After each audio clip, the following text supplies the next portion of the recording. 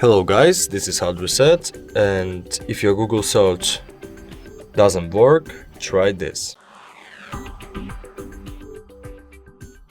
Restart the application.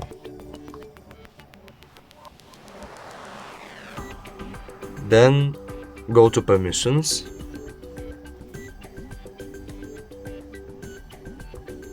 And allow some.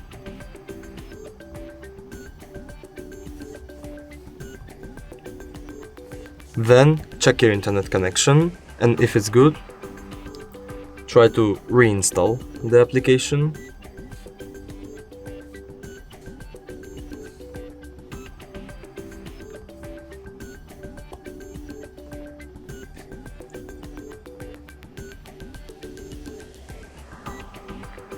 Then update it.